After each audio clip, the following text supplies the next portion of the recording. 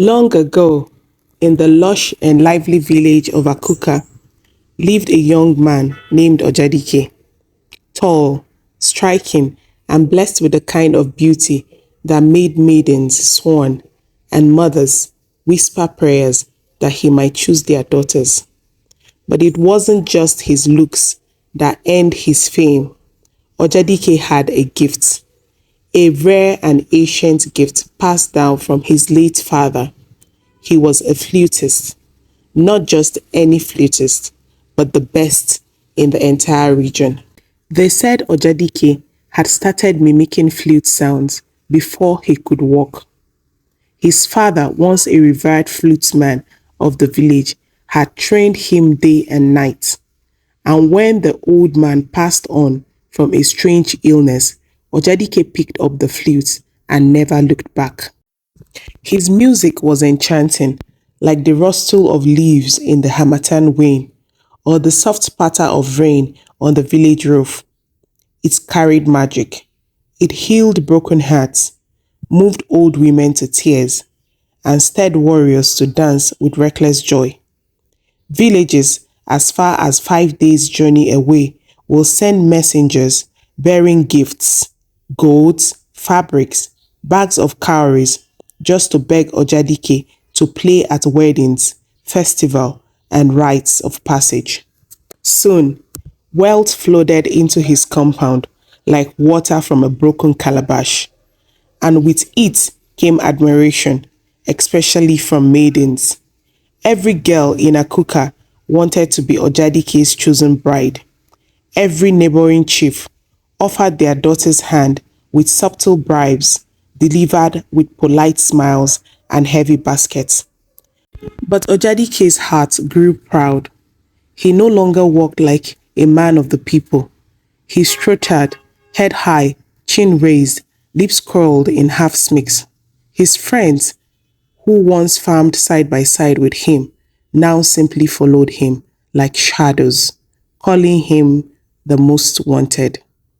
Yet, with all the attention, Ojadike never looked twice at any maiden. He often scoffed, "Why settle for one when the gods have given me all?" He became a man admired, envied, and quietly feared. What no one knew was that pride had slowly begun to rot the roots of his fortune, and soon, like a palm tree struck at its base, Ojadike will fall, not by sword or sickness, but by the very thing he mocked the most. It was a bright and festive day in the neighboring village of Indiama, where the daughter of their chief was being married. As expected, Ojadike had been invited to perform, and he did not disappoint.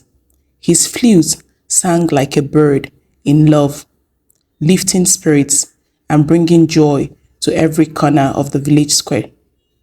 By sunset, Ojadike and his three close friends, Obinna, Ikenna, and Mazi, began their journey back to Akuka. Laughter trailed behind them like dust as they replayed highlights from the ceremony and praised Ojadike's brilliance.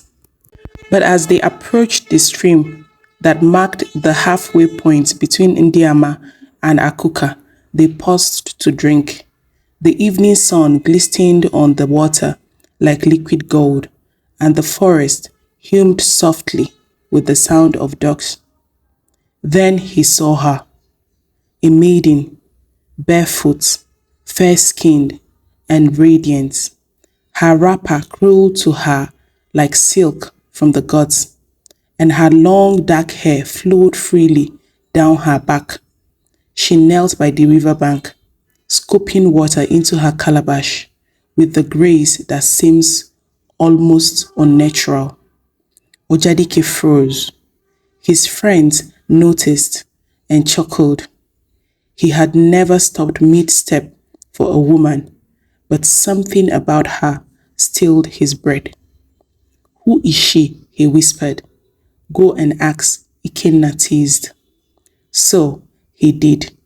With his trademark confidence, Ojadike approached. Flute swung across his back like a crown. He cleared his throat and smiled. Greetings, beautiful one.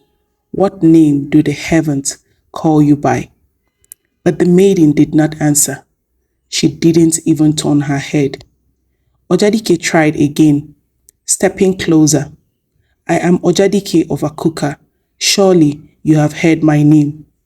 But still, she simply rose, turned her back to him, and began to walk towards the deep parts of the stream. Ojadike's pride cracked like a dry wood. Behind him, his friends were snickering. Ah, the most wanted has been wanted away, Obinna laughed. Aye, Akuka must hear this one, Mazi added. To hide his shame, Ojadike's tongue lashed out like fire. Look at her, he scoffed. She's not even my type. Ugly one. What would she be like when she's old? May the gods forbid such disgrace. Still, the maiden said nothing. Her silence was louder than 100 insults. She stepped into the stream, the water circling her ankles, then her knees, until she vanished from sight. Laughing off the encounter, Ojadike rejoined his friends and they continued home. But deep in his heart, the stink of rejection festered. What he didn't know, what none of them knew, was that the maiden was not of this world. She was Eziaha, daughter of the river goddess Ijoma, and she had appeared only to test the heart of Akuka's golden boy. Ojadike failed, and the gods never forget. That night, Ojadike returned to his compound, still basking in the applause from Indiama, even though the maiden's silent rejection replayed in his mind like a broken tune. He shook it off, ate his roasted yam and palm oil in silence, and fell into a deep sleep. But when morning came, the sun rose without song. Ojadike awoke, feeling strange, heaviness in his heart, sweat on his brow. As he stretched and reached for his wrapper, something felt wrong. He rushed to the back of his hut, where the clay basin sat waiting. As he poured water over his body, his eyes dropped and widened. His manhood was gone. Not injured, not hidden, gone. As if it had never existed. His scream tore through the silent morning air like a blade. Birds scattered. His friends in nearby compound rushed towards his hut, but Ojadike bared to the door and refused to speak to anyone. Confused, afraid, ashamed. That day, he did not touch his flute. The next day, he did not eat.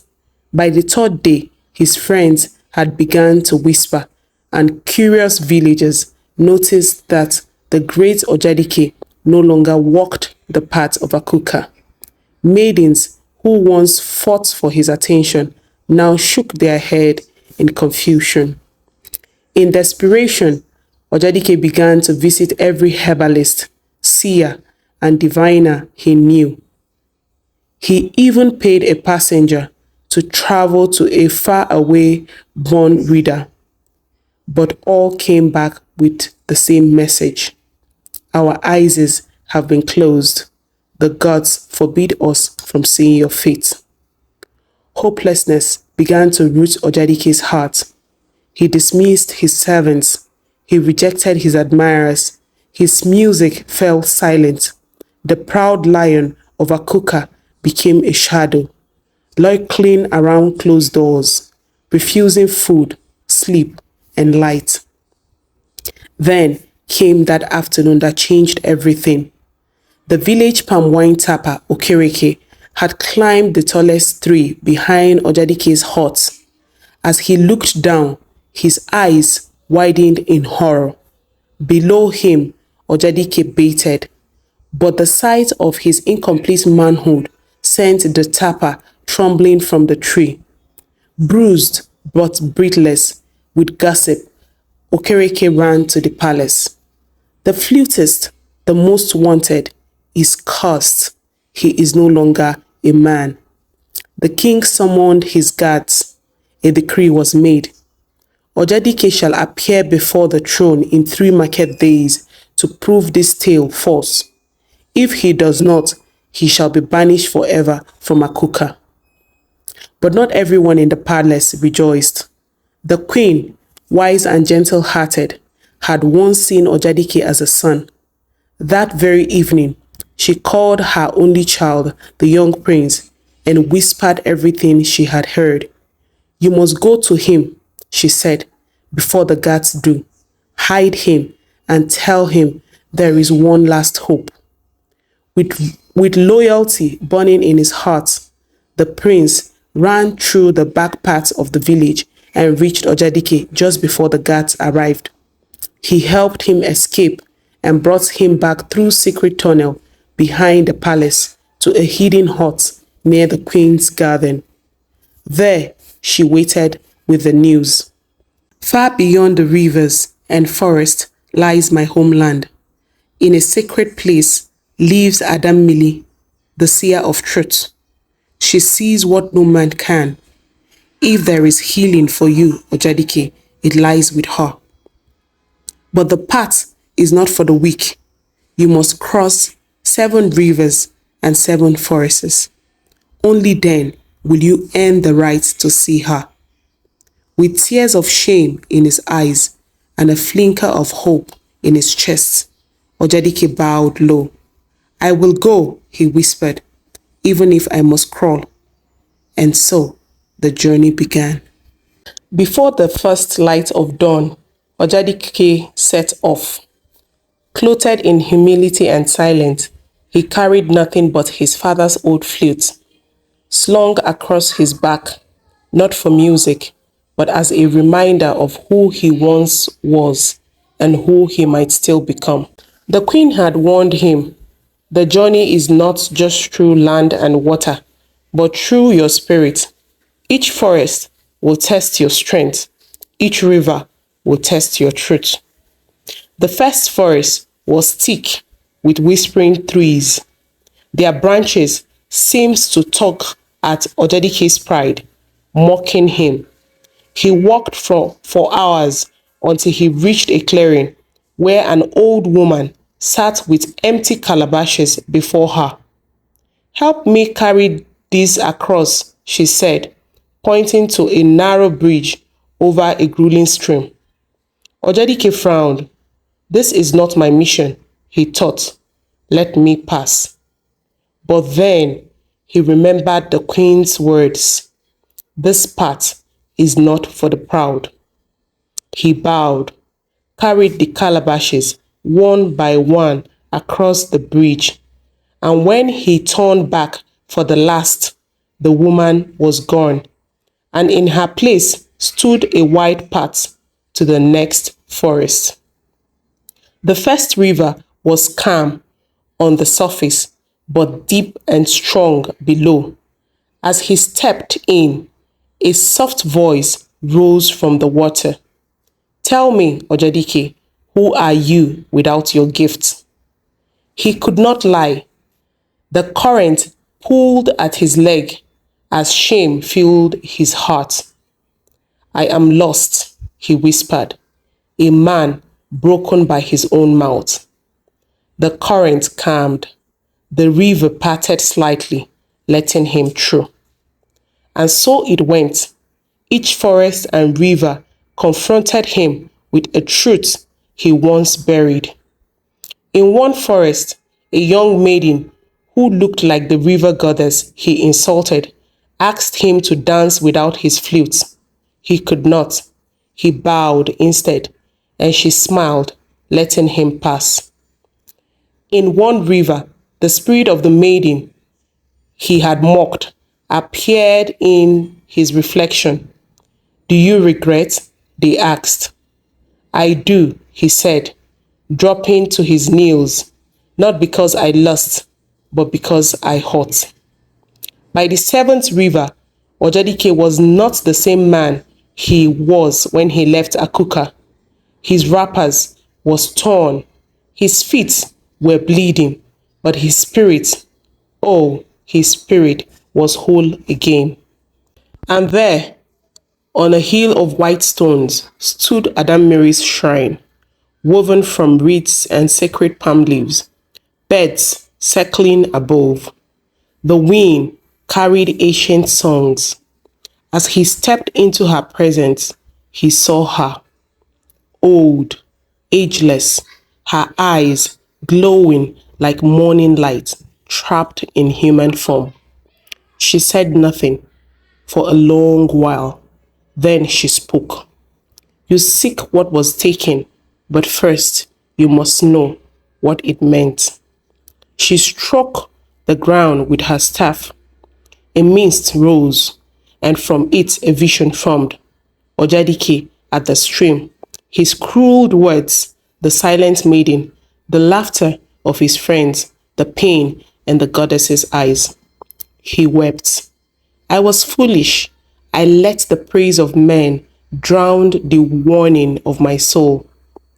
I mocked what I could not have. I deserve what I received. Ada Imere's eyes softened. True repentance is not in tears, but in change. Your manhood was taken to humble you, but it can only be restored if your pride is left behind. She handed him a small gourd wrapped in a red cloth. Drink this when you return home. But first, one final task remains. Ojadike looked up. What task, great one?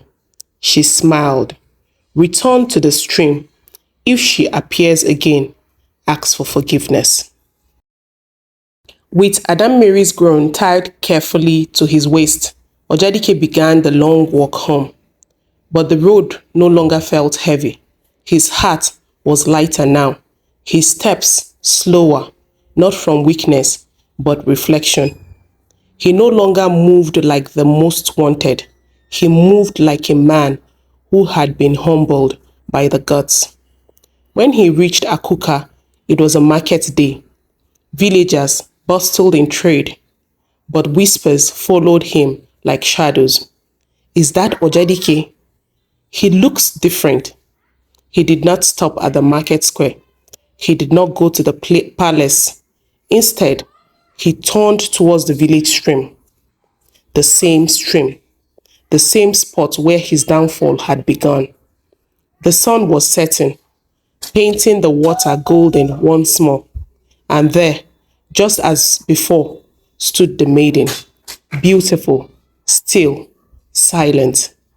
Only this time, Ojadike did not approach with pride. He walked slowly, head bowed, flute in hand. He knelt at the riverbank and spoke with a voice stripped of ego. I do not know your name, nor do I deserve your forgiveness, but I am sorry. I mocked your silence, insulted your beauty, and spat on your dignity. Not because you wronged me, but because I could not bear the wound to my pride. The water rippled, the wind stilled, the maiden turned. For the first time, she spoke. Her voice was soft but strong, like the current beneath still waters. You were given music to lift others, not to lift yourself. The gods do not punish without reason, but they reward through repentance. She reached out and touched his forehead. A flash of warm light passed between them, and in that moment, Ojadike felt something return. Not just his manhood, but his purpose, his soul, his honor. He looked up, but the maiden was gone. Only her calabash remained, floating gently down the stream. Ojadike untied the red cloth, opened the groan from Ada Imere, and drank the substance. As the portion passed through him, his body felt whole again. He wept, not from pain or fear, but gratitude. He returned to the palace the next day. He stood before the king with quiet strength. And when the king asked if the rumors were true, Ojadike simply replied, "They were, but the man you speak of no longer lives in me." The queen smiled. The prince placed a hand on his shoulder. From that day, Ojadike played his flutes again, not at weddings or festivals, but at the healing huts where the broken came to mend. His music became medicine. The maidens still admired him, but he no longer sorted their praises. He waited until one day a stranger appeared in the market with eyes like river stones and a voice that stilled the wind. And this time, he did not let her go. Moral of the story: pride blinds even the most gifted, but humility opens the path to healing. He who uses his gifts to lift himself will fall, but he who uses them to lift others will rise again, stronger, wiser, and truly whole. Thank you for listening till the very end. If you've enjoyed our story so far, please do well to give us a thumbs up, leave a nice comment, share with your family and friend, and don't forget to subscribe to our channel so that you get notifications when we post a new video. Thank you very much for watching, and bye for now.